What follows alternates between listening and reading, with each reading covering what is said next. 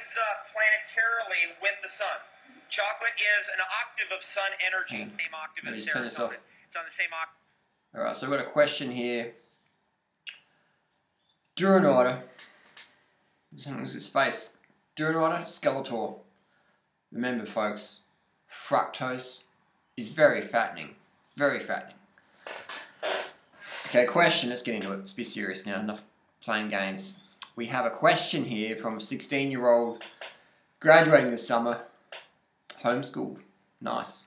Do it online. Works 2 part-time jobs. 16-year-old. I work full-time once I'm done with school. However, I need your guidance on what I should do once I'm 18. My plan is to work full-time until I'm 18. Keep saving money.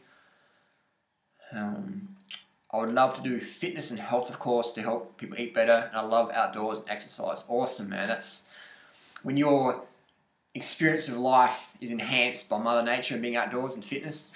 Man, you are on the fucking right road. Seriously. Seriously. What should I do? Become a personal trainer, YouTube videos, become Zumba, yoga instructor. What did you do? Blah, blah, blah, blah, blah. To make this short, get to the point. I need some guidance, family, maybe not the best people to ask. Good question, good question. Now, what did I do when I was your age? 16, I was still living at home, smoking a lot of drugs, eating McDonald's, no fitness. I was actually catching a bus about a mile to school, a mile. Now I can run a sub 5-minute mile at 35 years of age. So when I was your age, I was doing fuck all. I was wasting my life, man. Wasting my life, man. If I was into this lifestyle when I was that age, shit. Anyway, better late than never. When I was 17, my mum kicked me out of home, so I was on the street, living on welfare on the street. Best thing that ever happened to me, getting kicked out of home, because it made me like wake the fuck up and go, alright, what do you want to do with your life? So, living on the street when I was 17, living on welfare, and then eventually found myself a little cheap rental. Worked as a clown, worked at football, selling football magazines. Got a job working in factories, worked factories for a while on the production line. That was interesting. And then I studied personal training course. First year I didn't get in, so I got a job as a bicycle courier and bicycle messenger. Then the second year, 1999, got in with the fitness trainership course, fitness personal training course. That was awesome. Then worked in the gyms for a while, personal training for a while, then back as a bike courier, and then working in a sports store, then working as in a bicycle store, worked at the running store, bike store, then got hit by a bus. After I came back from a racing season in Europe, got hit by a bus, got injured, forced to live on welfare for a number of years, lived below the poverty line, had a lot of time to really focus on what's important in my life, and what is important for myself is health, fitness, and helping others attain that, and at the same time we save the animals on the planet. So that was fantastic, took time in my life. Now I'm making YouTube videos, stuff like that. So my tip for you would be just to write down some goals, what you want to do. You obviously want to stay slim, lean and healthy, improve that and help others achieve that goal as well, which is fantastic. And it's great that you're so young and you're going to bypass all that drug scene and clenbuterol and starving and binge and purging and only one night a week eating carbohydrates for dinner and just a whole stimulant, purge, binge to get lean. Now you can understand how the human body works and just work with it and just grow, and it's going to be fantastic. Good on you. What would you do? I would just work, get a job at a fruit store, get a job at a running store, get a job at a dancing store, get a job at whatever you're passionate about. Don't do anything you're not passionate about. You might work somewhere where you're passionate and everyone else is not that passionate. Don't let that influence too much. Just use that as an experience, yeah? And just everything's a stepping stone to something else. So that's my tip, man, is just write down what you want to do and just go, how do I do that? And create an ecosystem around you of people that support that. If your family's not supportive, but you're still living with them, then try and avoid causing too much conflict. Just, eat, sleep, and then the rest of the time you're out of the house, okay? So avoid wasting energy with people who just don't get it. Because you can spend the rest of your life debating or arguing or trying to convince people who are just never really going to get it. When it comes to living with people, the secret is, instead of bickering with them or telling them, lead by example. if you just meet someone on the street for 10 seconds, you're probably never going to see them the rest of your life. Tell them straight up how it is. But if you're living with someone, telling them straight how it is, vocally, can be a little bit too much in your face because you're living so close. So I say, when you're living with someone, walk your talk. And when you just meet someone for the first time or last time ever in your life, talk your walk, you know. So hopefully that makes sense. But have the goals, man. You can do anything the fuck you want to do. You're not too young, because I've been to the Philippines and I've seen, you know, kids that were maybe barely 7 years old picking up bits of tin to collect to eat. You know, kids living on the streets as little as age 7.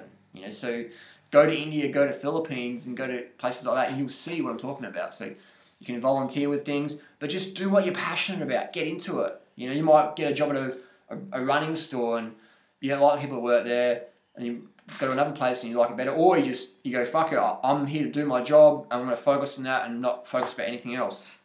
So avoid getting caught up in other people's dramas, unless you're making YouTube videos that, you know, sort of troll it. But seriously, that would be my tip, is just have goals and only do what you want to do. And enjoy living frugally.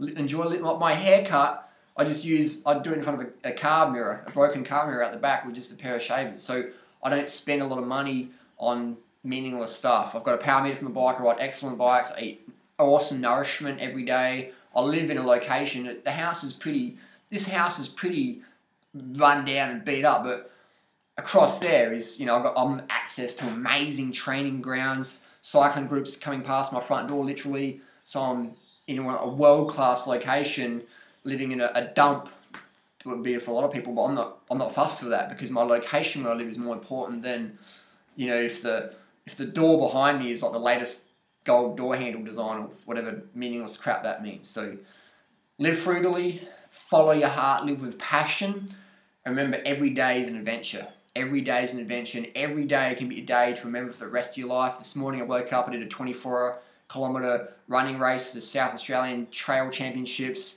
I got a massive stitch in the first kilometre, just so I was sitting third overall, stitch came in, boom, I was almost going to pull out and like, no, just keep going, finish the race. There's people, you know, who are doing it and they're way behind you and they're still going to finish. So I had no excuse. I just jogged along my stitch and enjoying the fresh air. So seek adventure, live with passion, have goals, live frugally, live simply, tread lightly on the planet. You know, understand the importance of high-carb lifestyle, low-fat vegan, fruit, here's your friend, things like that. Early nights, consistent hydration, clear urination, up to 10 times a day, a few times a night, things like that. The closer you can live with nature and still feel comfortable is such a gift, because you'll need not as much money as other people, you know. So some people are just so locked into the daily grind that they're their own prisoners. Like, I can sleep in the dirt as long as I've got a Gore-Tex bivy bag or whatever.